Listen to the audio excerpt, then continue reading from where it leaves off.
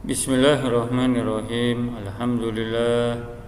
Wassalatu wassalamu ala Rasulillah Muhammad ibn Abdullah sallallahu alaihi wa alihi wa ala ahli baitihi at-tahirin at-tayyibin wa ashabihi al-muntajabin al-mayamin wa la'natullahi la'adaihim ajma'in.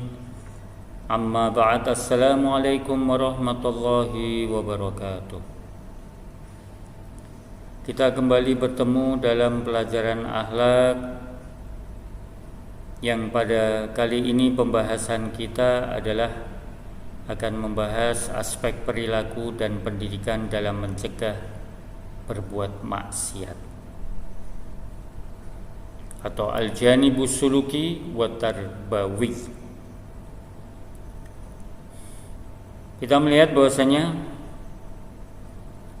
aspek perilaku dan pendidikan dalam pencegahan akhlak, dalam pencegahan perbuatan yang buruk ini sangat berperan bagi seseorang atau di dalam pendidikan seseorang agar dia dapat terlepas daripada kebiasaan melakukan perbuatan dosa dan maksiat. Maka dengan ini Islam sangat mementingkan tazkiyatun nafs, pensucian jiwa. Islam sangat menganjurkan, bahkan Islam menganggap tazkiyatun nafs ini termasuk al-wadhaif al-azimah, merupakan satu wadhaif, tugas yang sangat agung, yang olehnya, karena sebab itu Rasulullah diutus oleh Allah Subhanahu wa taala. A'udzubillahi samil alim minasyaitonir rajim. Walladzi ba'atsa fil ummiyina rasulan minhum yatlu 'alaihim ayatihi wa yuzakkihim wa yu'allimuhumul kitaba wal hikmah. Dialah yang mengutus kepada kaum yang buta huruf seorang rasul di antara mereka yang membacakan ayat-ayatnya kepada mereka, mensucikan mereka, yuzakkihim, dan mengajarkan mereka kitab dan hikmah atau as-sunnah. Sehingga tazkiyatun nafs itu memiliki satu peran yang penting sekali mencegah seseorang untuk bisa berlepas diri daripada kebiasaan melakukan dosa dan maksiat.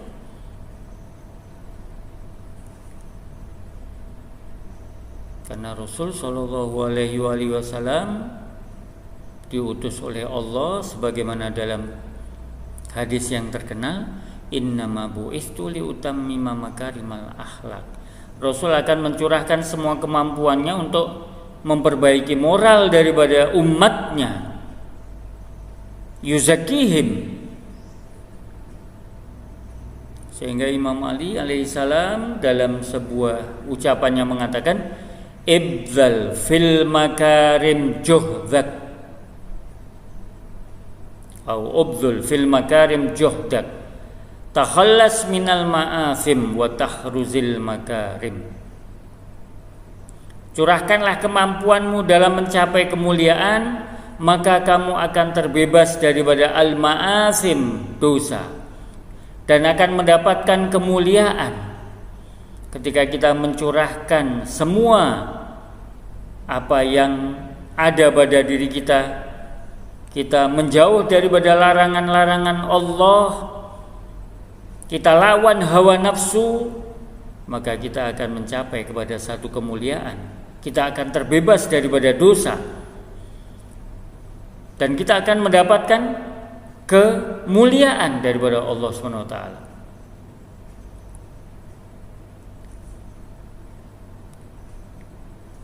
Imam Ali juga mengatakan, idza raghibta fil makarim fajtani bil maharim. Jika kamu menginginkan kemuliaan, maka tinggalkanlah perbuatan-perbuatan yang haram. Karena seseorang yang melakukan perbuatan yang diharamkan oleh Allah, maka dia tidak akan bisa mencapai kemuliaan sama sekali. Nah, dan seseorang yang berbudi pekerti yang baik, ketika dia meninggalkan perbuatan-perbuatan yang Allah larang, maka berarti dia berada pada satu al-akhlaq al-karimah, al-khuluqul hasan. Dan ketika seseorang bisa melakukan kebaikan-kebaikan, maka kebaikan tersebut atau budi pekerti yang baik, perbuatan yang baik itu akan menghapuskan kesalahan-kesalahan, merontokkan dosa-dosa yang dilakukan, sebagaimana tumisu syamsul jalid, sebagaimana sinar matahari melumerkan gunung es. Ini yang disampaikan oleh Imam Ja'far As-Shadiq. Artinya orang yang berbuat baik, al-khuluqul hasan, yaitu akhlak yang baik, termasuk meninggalkan perbuatan-perbuatan yang haram, itu akan menjadikan kesalahan-kesalahan, dosa-dosa yang dilakukan oleh orang tersebut akan luntur, akan terhapus. Innal khuluqal hasan yumisul khati'ah kama tumisu syamsul jalid.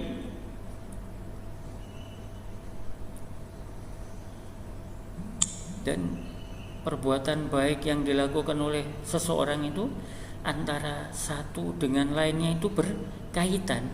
Orang yang dia melakukan satu perbuatan baik, maka perbuatan baik yang lainnya nanti akan terlaksana, akan dia lakukan juga. Kata orang Jawa, nulari, menularkan perbuatan baik itu.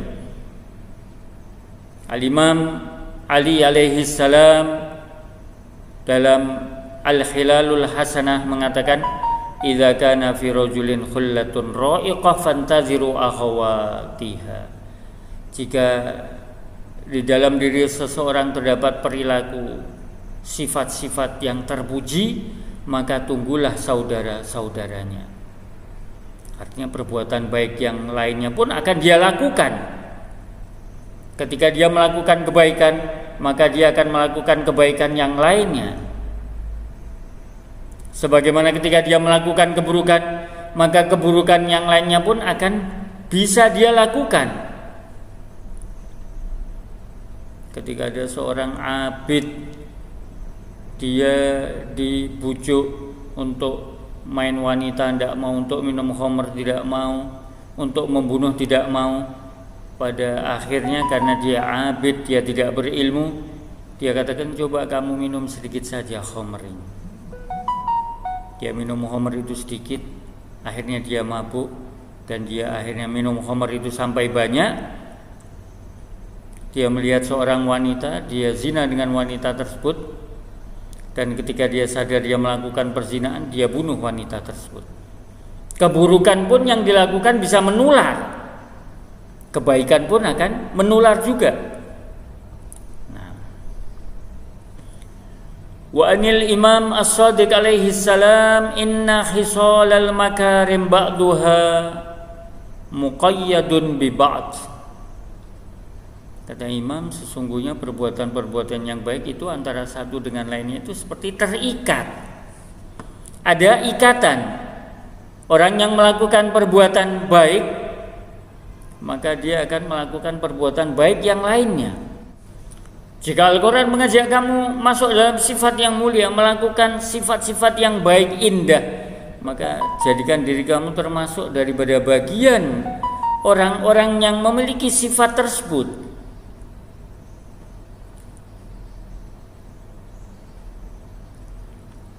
Lalu bagaimana kita berusaha memperbaiki, mengobati adzunub wal ma'asi minal janibis suluki wat tarbawi, dari aspek perilaku dan pendidikan.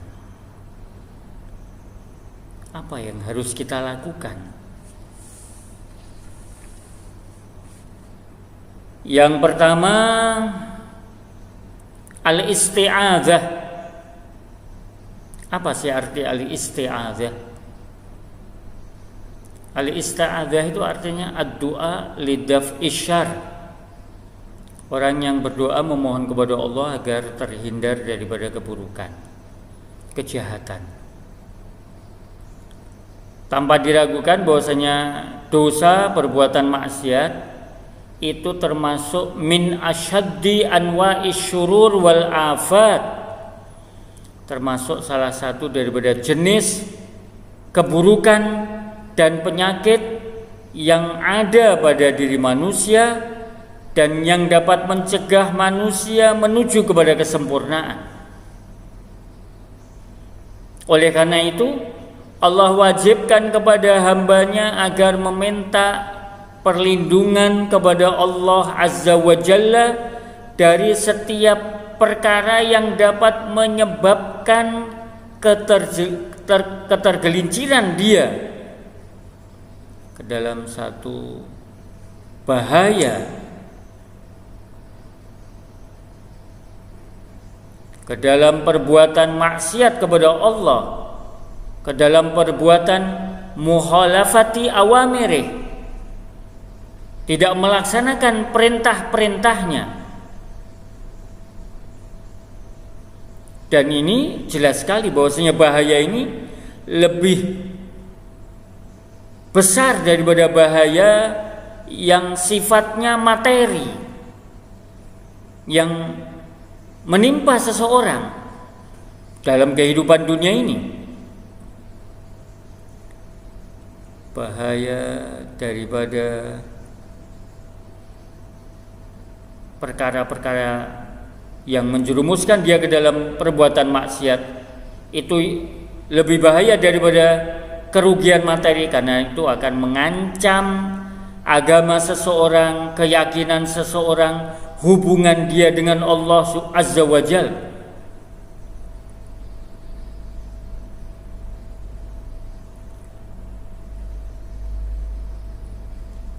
Sehingga di sini Allah berfirman agar kita selalu memohon kepada Allah terhindar daripada godaan-godaan tersebut, waswasatu syayatin al-ins wal jin. Allah berfirman dalam surat Al-Mu'minun ayat 97 dan 98, wa qur rabbi a'udzubika min hamazati syayatin wa a'udzubika rabbi ayyahdzurun.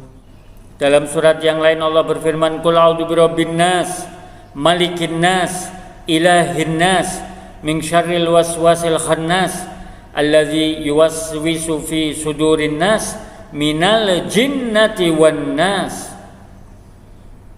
Atau dalam surat Yusuf ayat 53 Allah berfirman, wa ma ubarri'u nafsi innan nafsa la'ammaratun bisu illa ma rahima rabbi inna rabbi ghafurun rahim.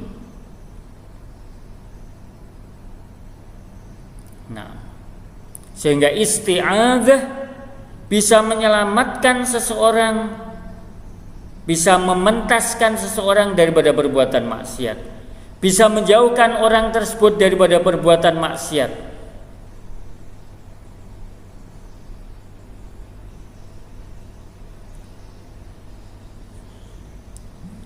Hingga dalam sebuah hadis daripada Abi Usamahan Abi Abdillah alaihi salam qala sami'tuhu yaqul ta'awwadhu billah min satawatillahi bil-laili wan-nahar.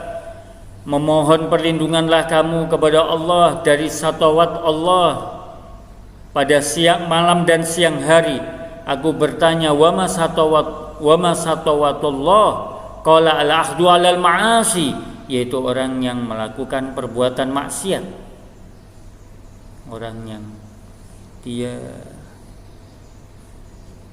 melakukan maksiat dan mungkin diambil oleh Allah, dicabut nyawanya ketika dia melakukan maksiat. Ketika kita ta'awud kepada Allah, al-isti'adah, memohon perlindungan kepada Allah, maka syaitan tidak bisa menguasai diri kita. Orang-orang mukminin al-billah wal mutawakkilin alaih tidak akan bisa dikuasai oleh syaitan. Syaitan akan bisa menguasai orang-orang yang menjadikan syaitan sebagai pemimpinnya, orang yang selalu mentaati perintah syaitan. Dalam surat An-Nahl ayat 99 sampai 100 Allah berfirman, "Innahu laisa lahu sultan 'alal ladzina amanu wa 'ala rabbihim yatawakkalun." Sesungguhnya syaitan tidak akan bisa menguasai orang-orang yang beriman dan orang-orang yang bertawakal kepada Allah. Innama sultanuhu 'alal ladzina yatawallawna. Sesungguhnya kekuasaan syaitan itu atas orang-orang yang mengikuti syaitan. Walladzina hum bihi musyrikun. Orang-orang yang menyekutukan Allah. Ketika seseorang meminta perlindungan kepada Allah disertai dengan keimanan yang sempurna kepada Allah,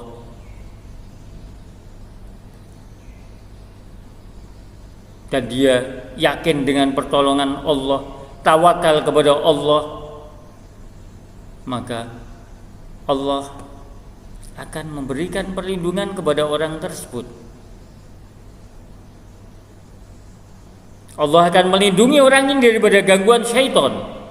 Alladzina amanu wa 'ala rabbihim yatawakkalun. Fal musta'idzu bihi ta'ala fi amani wa hifdzih. Orang yang memohon perlindungan kepada Allah, maka dia berada dalam keamanan, dalam perlindungan Allah, penjagaan Allah. Ketika dia menjaga syarat-syarat daripada al-isti'adzah tersebut.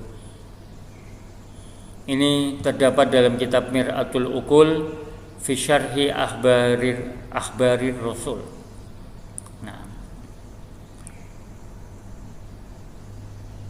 ini yang pertama yang harus kita lakukan agar kita bisa terhindar, agar kita bisa tercegah daripada melakukan perbuatan-perbuatan dosa, melakukan perbuatan-perbuatan maksiat.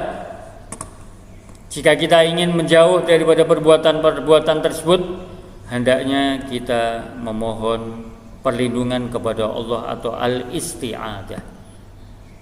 Auladi rahimakumullah, mungkin ini yang bisa Ustadz sampaikan, bahas pada pertemuan kali ini, dan insyaallah kita akan bahas lanjutan daripada pembahasan ini dalam pertemuan berikutnya. Hadza minni, wassalamualaikum warahmatullahi wabarakatuh.